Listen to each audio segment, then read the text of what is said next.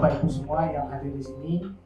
Alhamdulillah Pak, dari pemerintah Kota Banda Aceh kita sudah menyiapkan MPHD Pak. Mungkin tinggal kita tandatangani. Itu semua untuk kegiatan pilkada sudah tereksekusi Pak.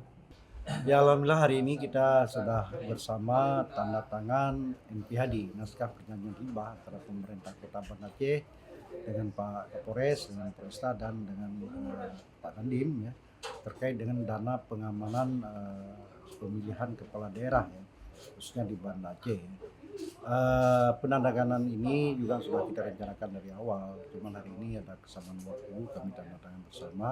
Dan untuk selanjutnya mungkin akan kita lakukan pencairan dana pengamanan pemilu baik untuk Pak Kapolres maupun untuk Pak Dandim.